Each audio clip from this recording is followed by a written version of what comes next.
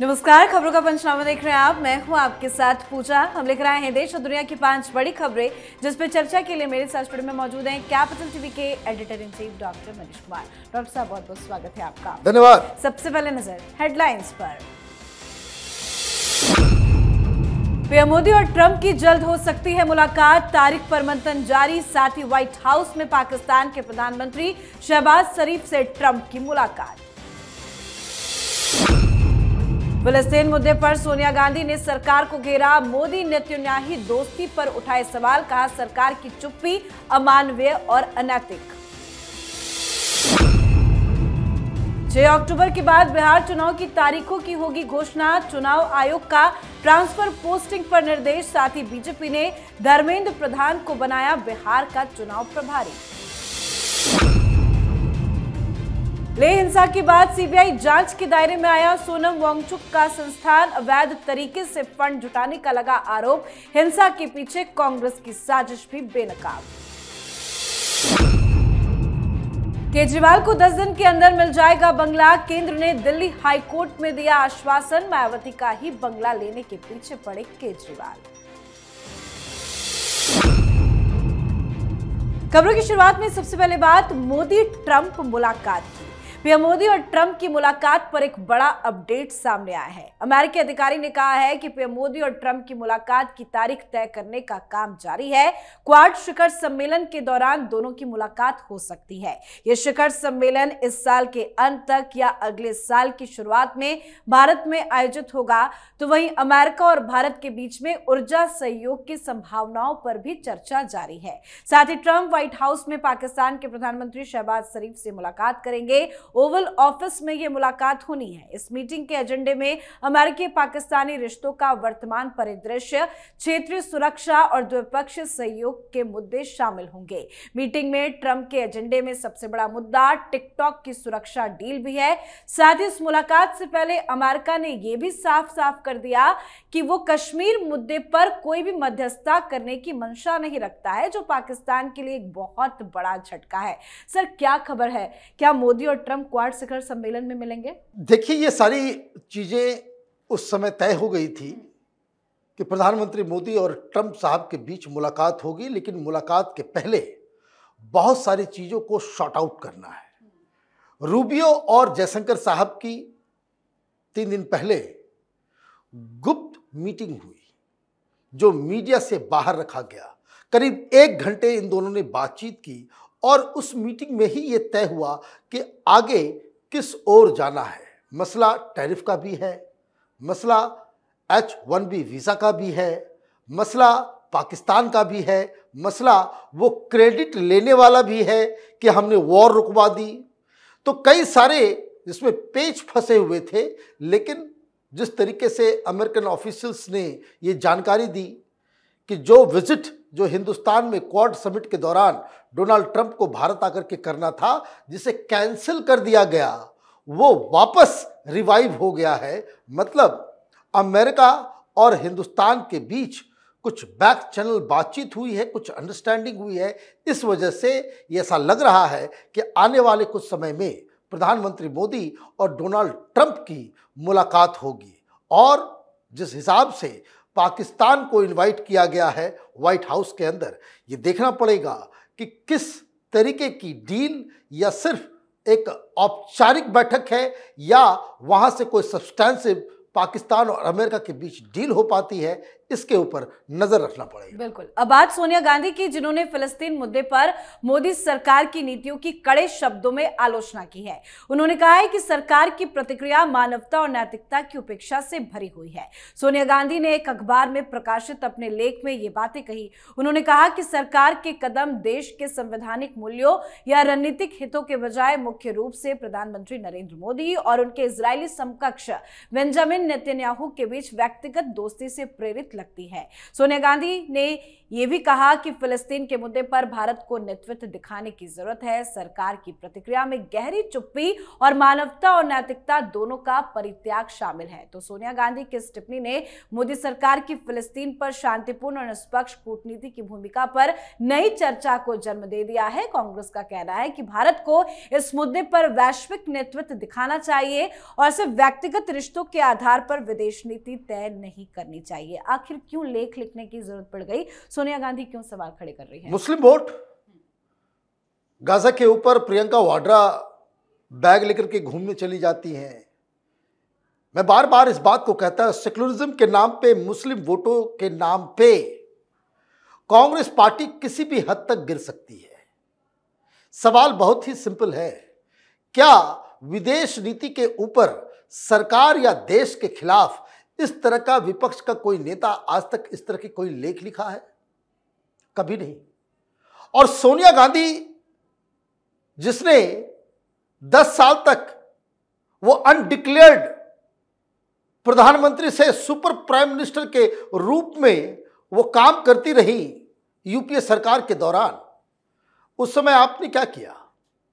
यह भी तो बताना चाहिए देश को। सोनिया गांधी के नेतृत्व में इस यूपीए ने भारत को इजराइल का सबसे बड़ा हथियार खरीदने वाला देश बनाया।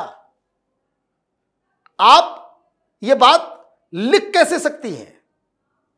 आपके एक मुख्यमंत्री रेड्डी साहब की डेथ हो गई, उनकी लाश नहीं मिल रही थी, इजराइल ने मदद की। कारगिल वॉर हुआ, इजराइल अपने सैटेलाइट की मदद नहीं करता तो हम उस युद्ध को जीत नहीं पाते। आज हिंदुस्तान के पास जितने भी state of the art air force हो या आर्मी हो, उसके जो गजेट्स हैं, चाहे वो ड्रोन्स हो, चाहे वो आवाज सिस्टम हो, चाहे वो एंटी एयर मिसाइल्स जितने हो, ये सब हम इजराइल से ले रहे हैं। बिहार में चुनाव है, मुसलमानों को फंदे में फांसना है। आप गाजा गाजा हमास हमास चीख रही हैं कि हिंदुस्तान की नीति जो है वो ठीक नहीं है। वह हिंदुस्तान की नीति ठीक नहीं होती, प्रधानमंत्री मोदी की नीति ठीक नहीं होती, तो फिलिस्तीन का हाईएस्ट सिविलियन अवार्ड प्रधानमंत्री मोदी को नहीं दिया गया होता। ये बात समझने की है। दरअसल मुसलमानों के वोट के लिए कांग्रेस पार्टी कुछ भी कर गुजर सकती है, उसी का आज एक एग्जाम्पल सोनिया गांधी ने पेश किया है। बिल्कुल। अब बात बिहार विधानसभा चुनाव की। विधानसभा चुनाव घोषणा को लेकर उल्टी गिनती शुरू हो गई है। चुनाव आयोग की तैयारियों से इसके संकेत मिल रहे हैं। आयोग ने बिहार सरकार के मुख्य सचिव और बिहार के मुख्य निर्वाचन अधिकारी को पत्र लिखकर पिछले 3 वर्ष से अधिक समय से एक ही स्थान पर तैनात अधिकारियों के स्थानांतरण का आदेश दिया है। कार्रवाई की रिपोर्ट 6 अक्टूबर तक मांगी गई है। पत्र में 6 अक्टूबर तक अधिकारियों की ट्रांसफर पोस्टिंग की प्रक्रिया पूरी करने का निर्देश दिया गया है। तो एक बात तो साफ है कि चुनाव की तारीखों का ऐलान 6 अक्टूबर के बाद होगा। साथ ही बीजेपी ने बिहार विधानसभा चुनाव से पहले धर्मेंद्र प्रधान को अहम जिम्मेदारी दी है। भारतीय जनता पार्टी ने धर्मेंद्र प्रधान को बिहार चुनाव के लिए प्रभारी बनाया है। इसके अलावा यूपी के डिप्टी सीएम केशव प्रसाद मौर्य और सीआर पाटिल को सह प्रभारी बनाया है। बीजेपी ने जहां जहां धर्मेंद्र प्रधान को चुनाव का प्रभारी बनाया, वहां जीत हासिल हुई। बिहार बिल्कुल, बहुत ज्यादा चुनाव कंडक्ट कैसे कराया जाता है, संगठन को कैसे लड़ाया जाता है, कैसे कोऑर्डिनेट किया जाता है। धर्मेंद्र प्रधान प्रधानमंत्री मोदी के कैबिनेट के बहुत एक चमकते हुए सितारे हैं और बड़े ही लो प्रोफाइल रखते हैं। आपने कभी देखा कि वो मीडिया में आकर के बयान दे रहे हो, भाषण दे रहे हो? नहीं। वो उड़ीसा से आते हैं, लेकिन चुनाव जीतने के बाद उन्होंने ये भी लालसा नहीं दिखाई कि मुझे मुख्यमंत्री बना दो।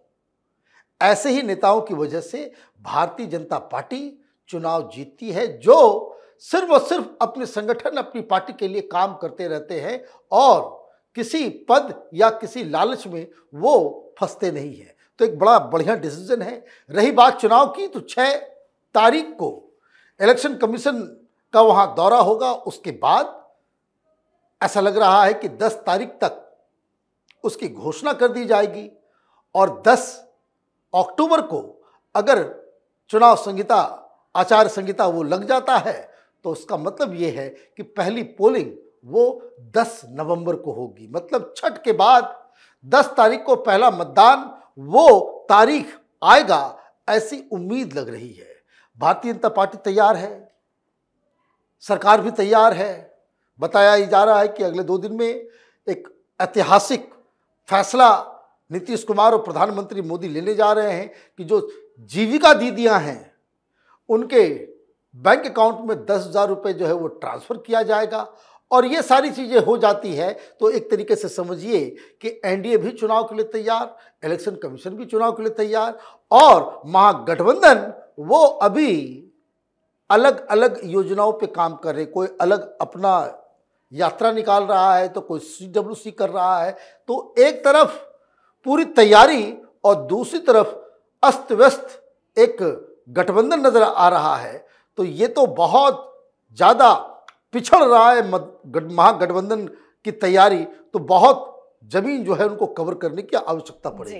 अब बात ले हिंसा से जुड़ी। लेह में हुई हिंसा के बाद सोनम वांगचुक का संस्थान सीबीआई की जांच के दायरे में आ गया है। सोनम वांगचुक और संस्थान पर विदेश से फंडिंग मिलने का आरोप लगा है। जांच चल रही है तो वहीं केंद्र सरकार की सख्ती से लेह लद्दाख में शांति है। साथ ही बीजेपी का कहना है कि राज्य की मांग को लेकर लद्दाख में जो हिंसा हुई वो बांग्लादेश, नेपाल और फिलीपींस जैसी स्थिति पैदा करने की कांग्रेस की नापाक साजिश का हिस्सा था। समित पात्रा ने आरोप लगाया कि कांग्रेस पार्षद स्टेनजिन तत्स्पेपांग लद्दाख हिंसा के मुख्य भड़काने वाले हैं। उन्होंने कहा कि विरोध प्रदर्शनों को जेनजी के नेतृत्व में होने का दिखावा करने की कोशिश की गई, लेकिन जब जांच की गई तो पता चला कि ये जेनजी का विरोध प्रदर्शन नहीं बल्कि कांग्रेस का विरोध प्रदर्शन है। सर, कल जिस तरह से लेह में हिंसा हुई, क्या इसके पीछे कांग्रेस पार्टी का हाथ है? बिल्कुल, तेंजिंग सेपांग वो साफ साफ नजर आ रहे हैं, उनका वीडियो है, हथियार लेकर के वो नजर आ रहे हैं, राहुल गांधी के साथ उसकी तस्वीर है। वो वहां के एक काउंसलर हैं, वो अपर लेह कंस्टिट्यूएंसी के को रिप्रेजेंट करते हैं। तो वो तो हर जगह ये लोग पकड़े गए, 50 लोगों को गिरफ्तार किया गया, बहुत सारे लोगों का रिश्ता कांग्रेस पार्टी से है। तो अब तो ये तो दूध का दूध पानी का पानी हो गया, दिन के उजाले की तरह साफ हो गया कि इसके पीछे कौन है। और मैं बार बार कह रहा हूं, ये कोई जेंजी वेंजी नहीं है, स्टॉप कॉलिंग देम जेनजी। ये सब भाड़े के टट्टू थे, कांग्रेस पार्टी के कार्यकर्ता, उनके बकापे पे आने वाले लोग थे, और जिनका रिश्ता ये वो जो एक आर्टिस्ट है ना, वो बन जाता है कभी आंदोलन जीवी, कभी पाकिस्तान चला जाता है, कभी कुछ करता है, कभी किसान आंदोलन में आ जाता है, वो हर जगह अब फिल्में बन गई, बताइए इनके ऊपर। तो उनका एक इंस्टीट्यूशन के लिए सरकार से इसने 135 एकड़ जमीन रख ली, वहां पे इंस्टीट्यूशन बनाना था, लेकिन क्या हुआ, उस जमीन लेकर के बैठ गया। अब जमीन छीन ली गई तो ये प्रोटेस्ट करना शुरू कर दिया। अब जो समझ में आ रहा है कि भाई ये जो तथाकथित एनजीओ चला रहा है, संगठन चला रहा था, इसमें विदेशी फंडिंग ली गई। तो विदेशी फंडिंग को लेकर के और एनजीओ के पास जो आता है उसमें कई सारे नियम कानून जो है वो बदले गए हैं। ये तो बुरे फंस गए। और जैसे ही उनको ये समझ में आया कि उनके एनजीओ के ऊपर, उनके क्रियाकलापों के ऊपर सीबीआई और ईडी का अब कार्रवाई शुरू होगा, इमीडिएटली इसने पहला काम किया कि शांति की अपील शुरू कर दी, और दूसरा काम ये किया कि अपना भूख हड़ताल भी खत्म कर दिया। अब ये दिल्ली आकर के नेगोशिएट करेगा कि प्लीज माफ कर दो, हम अब ये सब काम नहीं करेंगे। तो आप ये देखिए, सबसे बड़ी बात जो समझने की है, हिंदुस्तान के अंदर में रहकर के आप जेन्युइन डिमांड्स उठाइए, कोई दिक्कत नहीं है। कभी कभी नॉट सो जेन्युइन डिमांड्स भी चल जाएगा, डेमोक्रेसी है। लेकिन एक चीज नहीं चलेगा, और वो ये है कि आप हिंदुस्तान में आंदोलन करें विदेशी पैसे पे, तो आपको विदेशी एजेंट कहा जाएगा, विदेशी दलाल कहा जाएगा। आपको देश के अंदर में कोई आंदोलन करना है, देश के पैसे से, लोगों की मदद से आपको करना है, आप करें, इसमें कोई गुरेज नहीं है, डेमोक्रेसी, यहां सबको आजादी है। लेकिन विदेशी पैसे से अगर आप एजेंडा यहां चलाओगे तो फिर आपके पीछे ईडी सीबीआई नहीं, आपके लिए एक जगह जो है तिहाड़ जेल में खोल के रखना चाहिए। ऐसे लोगों की जगह तिहाड़ जेल है। जी, अब बात आज की आखिरी खबर की। दिल्ली हाईकोर्ट में अरविंद केजरीवाल को बंगला आवंटित किए जाने से जुड़ी याचिका पर आज सुनवाई हुई। इस दौरान सॉलिसिटर जनरल तुषार मेहता ने केंद्र की ओर से कोर्ट को आश्वस्त किया कि उचित आवास आज से 10 दिन के भीतर केजरीवाल को आवंटित कर दिया जाएगा।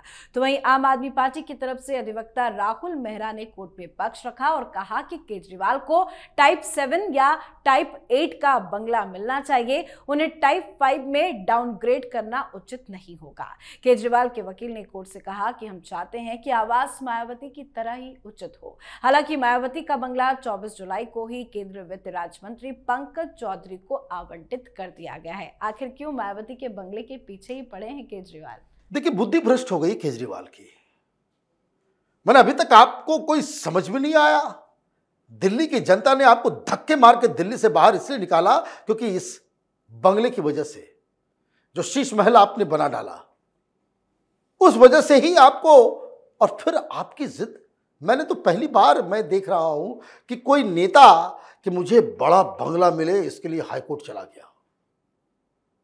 मैंने आपको, या आम आदमी अपने आप को कहते हो मैं बंगला नहीं लूंगा, मैं सिक्योरिटी नहीं लूंगा, मैं बड़ी गाड़ियां नहीं लूंगा, और ये कहां पहुंच गया है केजरीवाल। अब जाकर के कोर्ट में कह रहे कि नहीं हमें बड़ा बंगला चाहिए। तुम राजनीति में किस लिए आए थे? ये हवाई चप्पल, रोनाल्ड्स का पेन, ओवरसाइज शर्ट, ये तमाशा करने के लिए? चुल्लू भर पानी में डूब मरो तुम लोग, जिन लोगों ने केजरीवाल का समर्थन किया उसके चीजों पे आके, और या उल्टा कहें कि भोली भाली जनता को तुमने किस तरीके से गुमराह किया। कोई इस तरह से घर, भाई टाइप 5, टाइप 6, ये बड़े घर है, ये छोटा मोटा घर नहीं होता। आपको बंगला घर नहीं चाहिए, आपको ऐशो आराम के लिए, अय्याशी के लिए पूरा घर ऐसा चाहिए कि जिसमें बड़ा सा लॉन भी हो, टेनिस कोर्ट भी हो, स्विमिंग पूल भी हो। आदत खराब हो गई है तुम्हारी। ये आदमी कहां, ये आनंद विहार के पास वो कौशाम्बी में सरकारी बंगले में रहता था, सरकारी फ्लैट में रहता था, और अभी देखिए ये वो आम जनता का अधिकार है उसके ऊपर। ये लड़ने चला गया कि भाई हमको मायावती जैसा बड़ा महल नुमा हमको बंगला चाहिए। वो कहते हैं जब विनाश मनुष्य पे छाता है पहले विवेक मर जाता है। ये आदमी इन्हीं लक्षणों की वजह से दिल्ली से भगाया गया। इनको जो घर चाहिए वो घर दे दीजिए। इसकी राजनीति 2-3 साल से ज्यादा चलने वाली नहीं है। जी, बहुत बहुत धन्यवाद सर समझाने के लिए। धन्यवाद। तो खबरों का पंचनामा में आज के लिए फिलहाल इतना ही। देश विदेश की बाकी खबरों और उनके सटीक एनालिसिस के लिए देखते रहिए कैपिटल टीवी। हमें लाइक कीजिए, शेयर कीजिए और कैपिटल टीवी को सब्सक्राइब कीजिए। नमस्कार।